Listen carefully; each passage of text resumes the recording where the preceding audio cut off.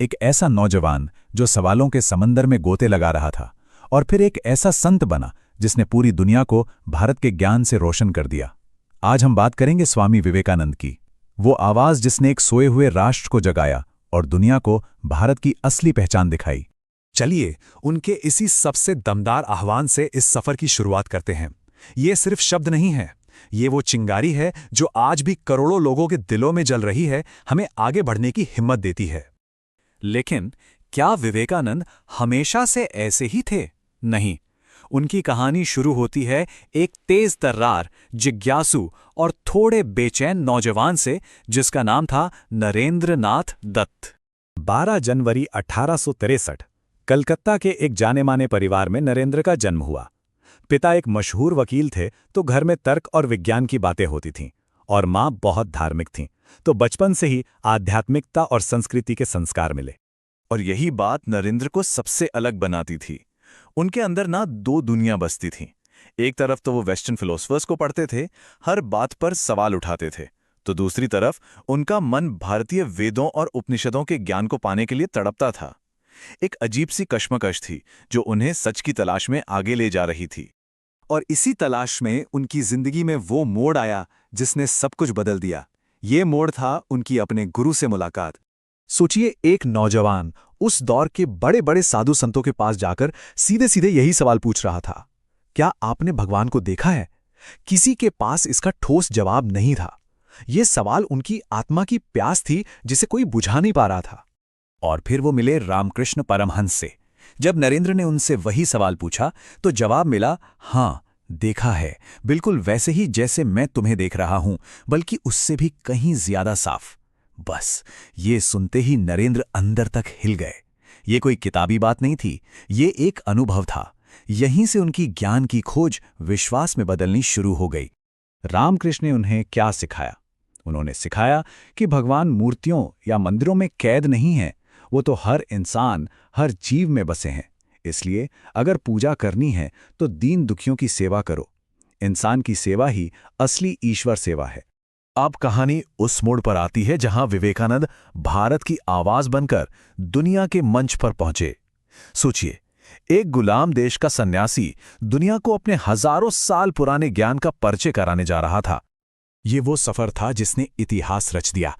1893 में वो शिकागो पहुंचे, जहां विश्व धर्म संसद का आयोजन हो रहा था।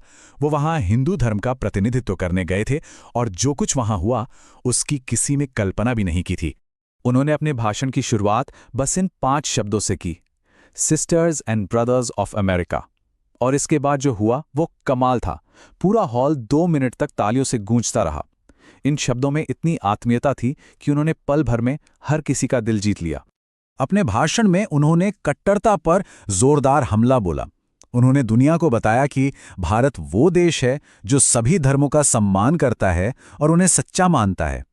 उन्होंने सहिष्णुता का वो संदेश दिया जिसकी गूंज आज तक सुनाई देती है। अमेरिका में भारत का झंडा गाड़ने के बाद विवेकानंद जब वापस आए तो वो अपने साथ एक नया दर्शन लेकर आए, एक ऐसा दर्शन जो कर्म और अटूट आत्मविश्वास पर आधारित था। उन्होंने आधुनिक वेदांत की बात की, मतलब वेदों और उपनिषदों का वो गहरा ज्ञान जो सिर्फ गुफाओं और जंगलों के लिए नहीं है, बल्कि उसे हम अपनी रोजमर्रा की जिंदगी में अपना सकते हैं। उन्होंने आध्यात्मिकता को बहुत प्रैक्टिकल बना दिया। और ये उनकी सबसे बड़ी शिक्षाओं में से एक है। उनका कहना था कि हम सबके अंदर अनंत शक्तियां हैं। अगर कोई पाप है तो वो है खुद को कमजोर या बेचारा समझना। उनके जीवन का एक बहुत मशहूर किस्सा है। एक विदेशी महिला उनके ज्ञान से इतनी प्रभावित हुई कि वो उनसे शादी करना चाहती थीं, ताकि उसे उनके जैसा बेटा हो। विवेकानंद एक सन्यासी थे, वो शादी नहीं कर सकते थे। तो जानते हैं उन्होंने क्या जवाब दिया? उन्होंने कहा, आप मेरी माँ बन जाइए। आपका माँ बनने का सपना भी पूरा हो जाएगा और मेरा सन्यास भी नहीं टूटेगा।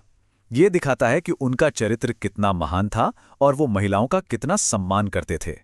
विवेकानंद सिर्फ एक इंसान नहीं थे, वो एक विचार थे, और विचार कभी मरते नहीं। उनकी विरासत आज भी उन संस्थाओं के जरिए जिंदा है जिन्हें उन्होंने शुरू किया था। उन्होंने रामकृष्ण मिशन और बेलूर मठ जैसे संस्थानों की नींव रखी, जो आज भी बिना किसी भेदभाव के लाखों लोगों की सेवा कर रहे हैं। और कन्याकुमारी का विवेकानंद रॉक मेमोरियल, ये तो जैसे आज भी हमें उनकी महानता की याद दिलाता है।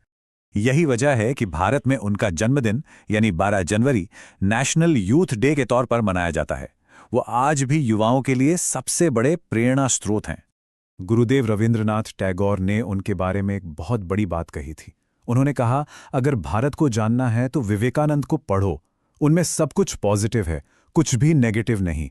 इससे बड़ी श्रद्धांजलि और क्या हो सकती है। तो चलिए इस प्रस्तुति को एक सवाल के साथ खत्म करते हैं।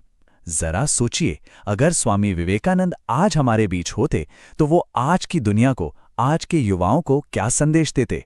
उनके विचार आज के समय में कितने प्रासंगिक हैं, इस पर जरूर सोचिएगा। अगर स्वामी विवेकानंद के जीवन और उनके विचारों ने आपको भी प्रेरित किया है तो इस जानकारी को दूसरों तक भी पहुंचाइए। इसे अपने दोस्तों और परिवार के साथ जरूर साझा करें। और ऐसे ही महान व्यक्तित्वों और उनके विचारों पर और भी जानकारी के लिए हमारे साथ जुड़े रहिए। इस वीडियो को लाइक करें और चैनल को सब्सक्राइब करना बिल्कुल न भूलें। धन्यवाद।